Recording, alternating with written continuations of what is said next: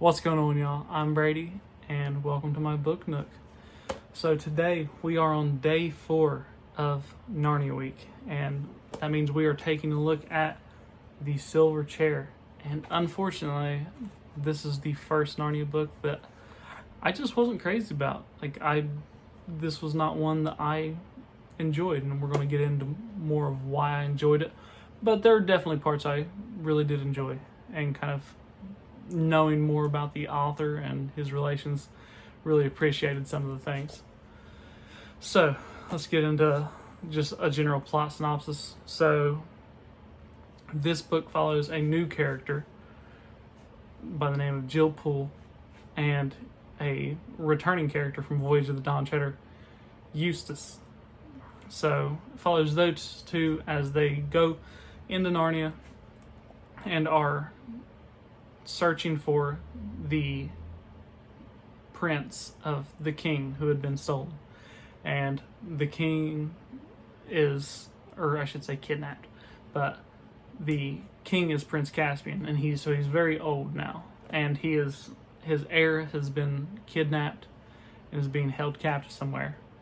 And so it's following them as Aslan tells them what to do in order to find the heir to Narnia.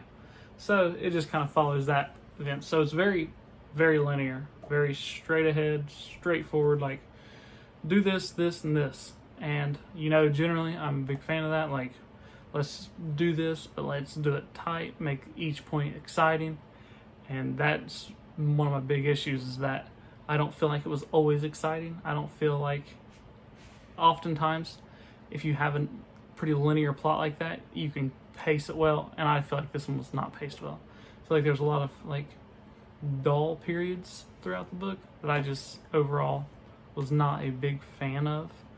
And I feel like there's a couple moments that I'll get into a little bit later that they should have spent a lot more time on, and they just didn't in this book, and that was just how it goes.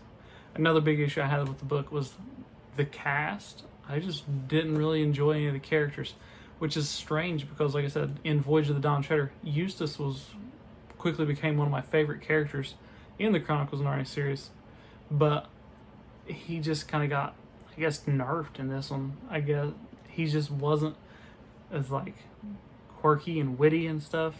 I mean, he had certain lines that I enjoyed and were funny, and kind of showed he was a shadow of his former self, is what I should say. And it just didn't hit the same. I found Jill Poole very uninteresting and unexciting. She was a very bland character, not a whole lot of dimensions to her. And then their guide I did not find interesting. And like I said, that's bad because I've just finished reading this, and his name has already eluded me. And so, like I said, it was I will forget most of the characters in this book just because they were bland and generally uninteresting.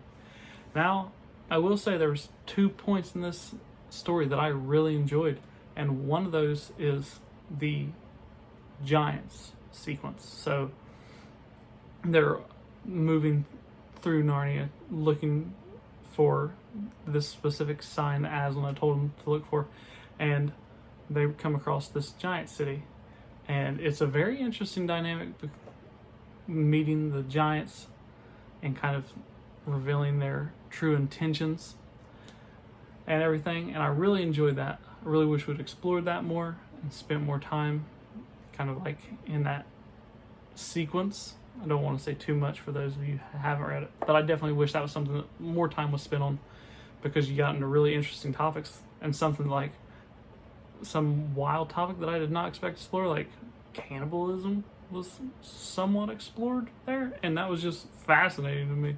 But it was just real brief, and we're on with the book. I felt like that should have been explored more. And then the actual confrontation with the titular silver chair and the queen of the Underland, and I feel like that should have been spent more time on, and just those interactions, because I really love that part, kind of getting to see what's going on, the enchantments, and getting to explore this villain more. I wish we would have got more time with that, but alas, we did not. So, all in all, I would say up to this point, this is the weakest entry in the series. And maybe that'll change as I read more. Hopefully not. Hopefully this remains the weakest one and the rest are just excellent, and this was just one of those blemishes. But something I think was really cool reading this, just knowing a little more about the author and their associations, is that C.S. Lewis, obviously, is best friends with J.R.R. Tolkien. And I feel like this was inspired by their friendship, because Tolkien was obsessed with like Hollow Earth and civilizations like underground, and he was really big into that. And I think that Lewis kind of took that and kind of was inspired by his obsession with that and wrote off of it. And I thought that was really neat, a little nice connection. Obviously I don't know that, it's complete speculation, but I feel like that's pretty safe to assume. So like I said, that was a really cool connection, and I did appreciate that, him paying homage to a good friend of his. But all in all, it was one, if I were to reread this series, I would probably skip this book. I feel like you need to read it at least once on your first time through, but after that, I think the Silver Chair can be skipped. But I don't know how everyone feels about that. Have you read Chronicles of Narnia? If you do, if you have, let me know how you feel about Silver Chair. And I'm excited to see what everyone has to say about it. So, like I said, tomorrow we move on to day 5, and that is The Horse and His Boy, which is an interesting little piece because it is the first time so far in the series we jump back chronologically. So this would be book 3. So we go from, so I believe it's 2. So The Lion, Witch, and the Warrior was 2, and then you had Prince Caspian was 4, Voyage of the Dawn Treader 5, Silver Chair 6, and now we are jumping back to book 3, and then we go to 1, Magician's Nephew, and then we jump forward on Sunday to the book 7, The Last Battle. So I'll be excited to see how this all plays out, and I'll be interested to see what connections I have now that I'm jumping back chronologically. But like I said, that's all I got for you guys. Let me know what you just think below. And again, thank you all for watching. It's greatly appreciated for any of you taking the time out of your day to listen to someone like me ramble on about something they're so passionate about. And that's greatly appreciated. That's all I got for you guys. Until next time, stay reading, y'all.